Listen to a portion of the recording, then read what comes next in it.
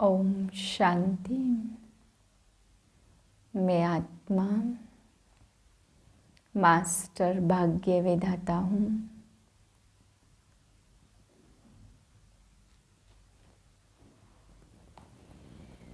चौबीस 2/2023 के महावाक्य हैं। मीठे बच्चे, अभी यह तुम्हारा अंतिम जन्म है। खेल पूरा होता है, इसलिए पावन बन घर जाना है। फिर सतयुग से हिस्ट्री रिपीट होगी। प्रश्न: घर बार संभालते हुए कौन सी कमाल तुम बच्चे ही कर सकते हो? उत्तर: घर बार संभालते, पुरानी दुनिया में रहते सभी से ममत्व मिटा देना। देह सहित जो भी पुरानी चीज़ें हैं उन्हें भूल जाना। यह है तुम बच्चों की कमाल। इसे ही सतो प्रधान संन्यास कहा जाता, जो बाप ही तुम्हें सिखलाते हैं। तुम बच्चे इस अंतिम जन्म में पवित्र रहने की प्रतिज्ञा करते हो। फिर 21 जन्म के लिए यह पवित्रता कायम हो जाती। ऐसी कमाल और कोई कर नहीं सकता। गीत है: तुम ही हो माता पिता तुम ही हो। ओम शांति। बच्चों को ओम शांति का अर्थ बिल्कुल सहज समझाया जाता है। हर एक बात सहज है। सहज राजाई प्राप्त करते हैं। कहाँ के लिए? सतयुग के लिए। उनको जीवन मुक्ति कहा जाता। वहाँ रावण के यह भूत होते नहीं हैं। कोई को क्रोध आता है तो कहा जाता, तुम्हारे में यह भूत है। अच्छा बच्चों को समझाया है।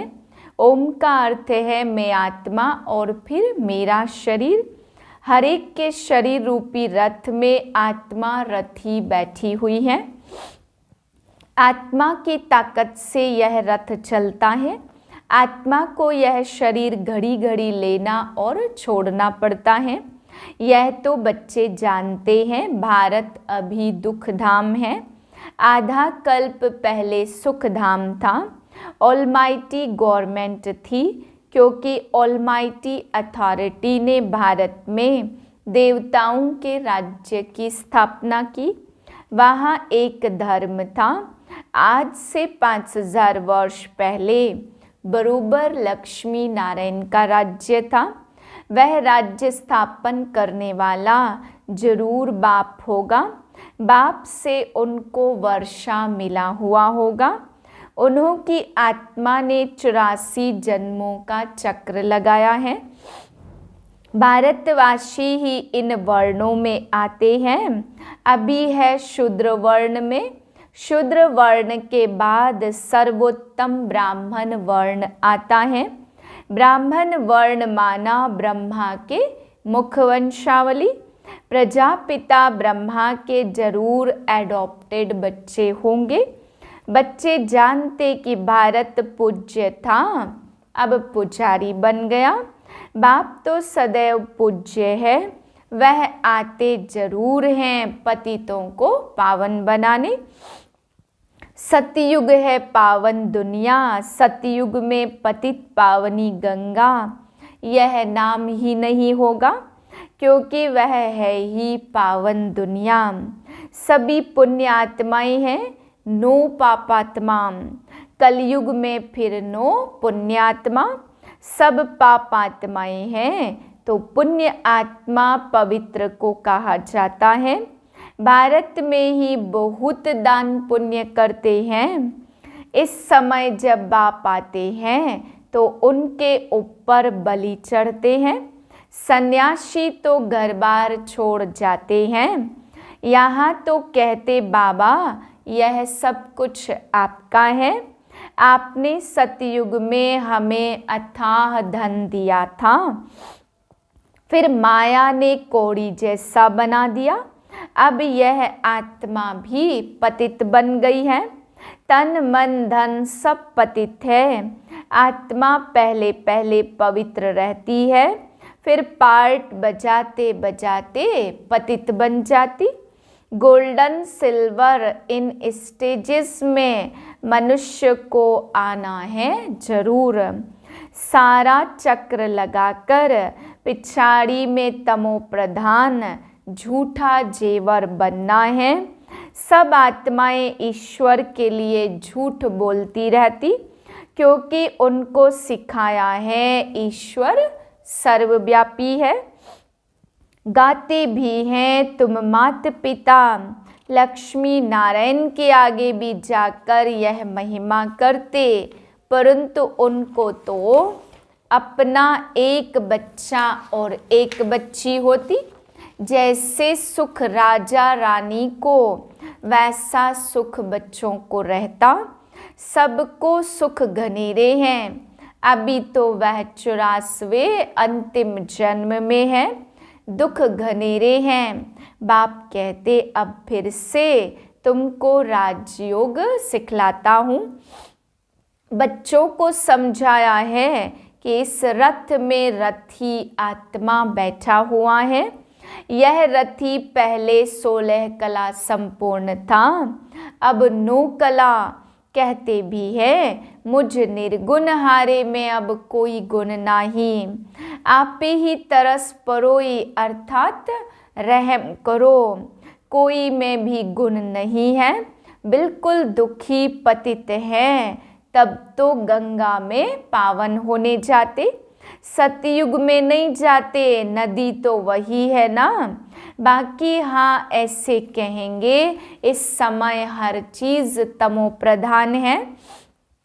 सतयुग में नदियाँ भी बड़ी साफ और स्वच्छ होंगी। नदियों में किचड़ा कुछ भी नहीं पड़ता। यहाँ तो देखो किचड़ा पड़ता रहता, सागर में सारा गंद जाता। सतयुग में ऐसा हो नहीं सकता। लौ नहीं है, सब चीज़ें पवित्र रहती हैं। तो बाप समझाते अभी सबका यह अंतिम जन्म है, खेल पूरा होता है। इस खेल की लिमिट ही है 5000 वर्ष। यह निराकार शिव बाबा समझाते, वह है निराकार, सबसे ऊंच परम धाम में रहने वाला। परम धाम से तो हम सब आए हैं। अभी कलयुग अंत में ड्रामा पूरा हो, फिर से हिस्ट्री रिपीट होती। मनुष्य जो भी गीता शास्त्र पढ़ते आए, वह बनते हैं द्वापर में। यह ज्ञान तो प्रायः लोप हो जाता, कोई राजयोग सिखला न सके। उन्हों के लिए यादगार पुस्तक बनाते, वह खुद तो पुनर्जन्म में आने लगे। उनके यादगार पुस्तक रहने लगे। अब देवी देवता धर्म की स्थापना होती है संगम पर। बाप आकर इस रथ में विराजमान होते। घोड़े गाड़ी की बात नहीं है। इस रथ में साधारण बूढ़े तन में प्रवेश करते हैं। वह है रथी, गाया भी जाता ब्रह्मा द्वारा ब्राह्मण रचे। यह है मुख वंशावली ब्राह्मण। सब बच्चे कहते हम ब्रह्मा की मुख वंशावली बीके है। यह ब्रह्मा भी एडॉप्ट किया हुआ है। बाप खुद कहते मैं इस रथ का रथी बनता हूँ, इसको ज्ञान देता हूँ, शुरू इनसे करता हूँ और कलश देता हूँ माताओं को। माता तो यह भी ठहरी ना, पहले पहले यह बनते हैं फिर तुम। इसमें तो वह विराजमान है, परंतु सामने किसको सुनाए। फिर आत्माओं से बैठ बात करते, और कोई विद्वान आदि नहीं होगा जो ऐसे आत्माओं से बैठ बात करे कि मैं तुम्हारा बाप हूँ, तुम आत्माएं निराकार हो, मैं भी निराकार हूँ, मैं ज्ञान सागर स्वर्ग का रचयिता हूँ, मैं नरक नहीं रचता। यह तो रावण माया नरक बनाती। बाप कहते मैं हूँ ही रचयिता, तो जरूर स्वर्ग ही बनाऊंगा ना। तुम भारतवासी स्वर्गवासी थे, अब नरकवासी बने हो। नरकवासी बनाया है रावण ने, क्योंकि आत्मा रावण की मत पर चलती है। इस समय तुम आत्माएं राम, शिव बाबा, श्री श्री की श्रीमत पर चलते। बाप समझाते, अब सबका पार्ट पूरा हुआ, सब आत्माएं इकट्ठी होंगी। जब सब आ जाएंगे तब फिर जाना शुरू होगा, फिर विनाश शुरू हो जाएगा। भारत में अब अनेक धर्म हैं, सिर्फ एक आदि सनातन देवी देवता धर्म है नहीं। कोई भी अपने को देवता नहीं कहते।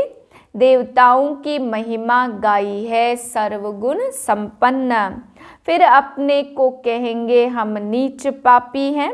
द्वापर से रावण का राज्य शुरू होता। राम राज्य है ब्रह्मा का दिन और रावण राज्य है ब्रह्मा की रात। अब बाप कब आए?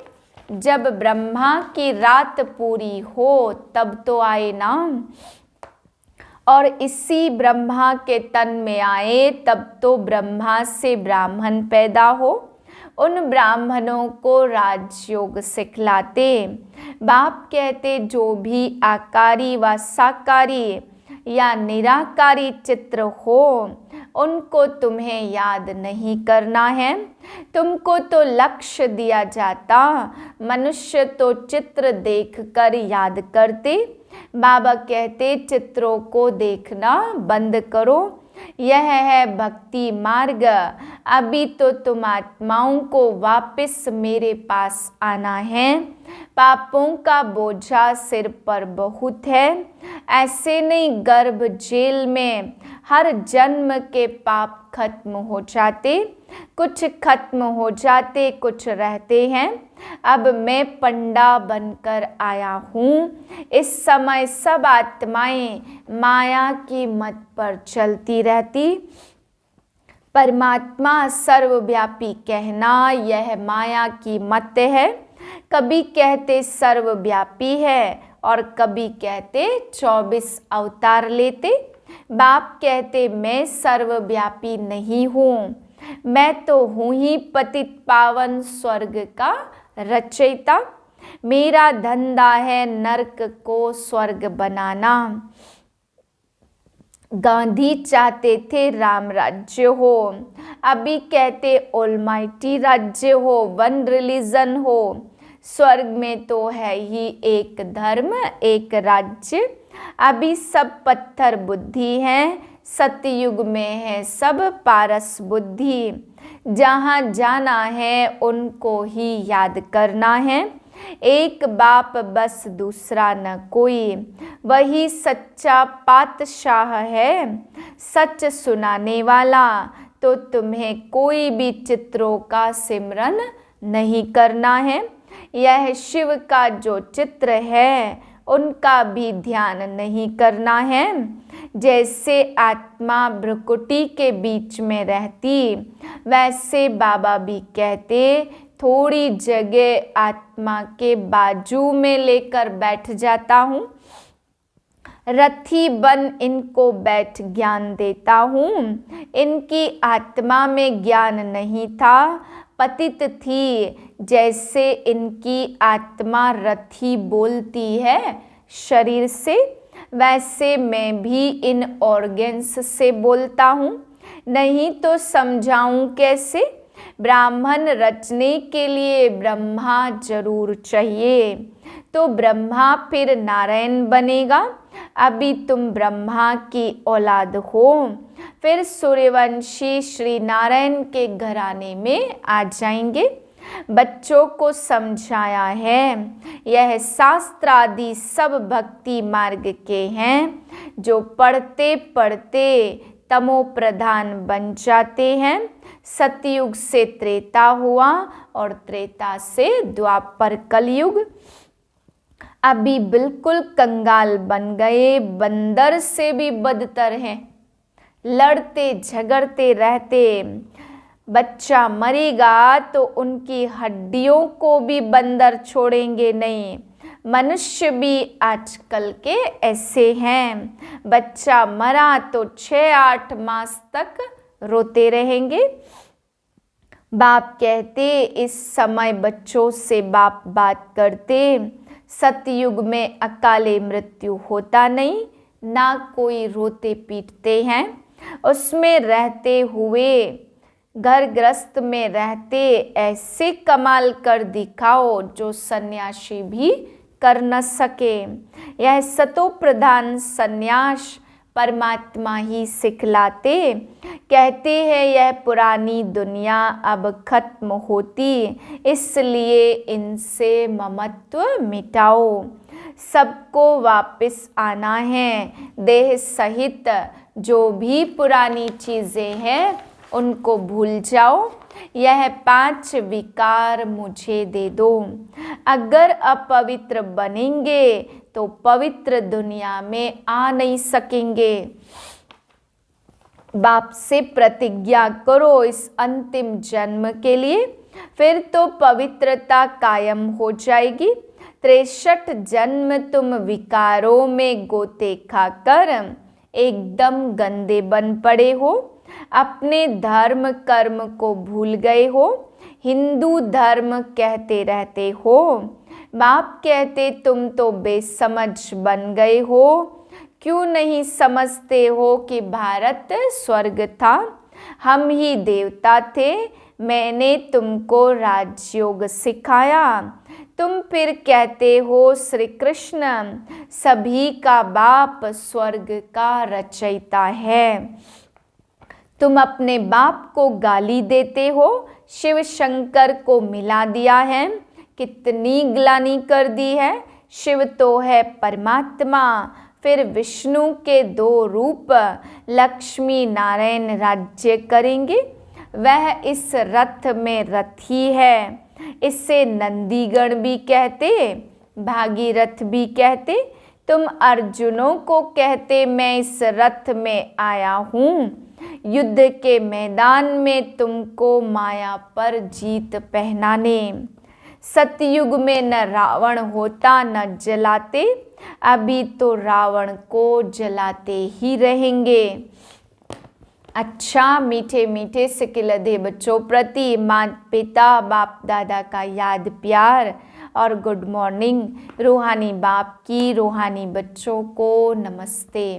हम रूहानी बच्चों की रूहानी बाप को नमस्ते।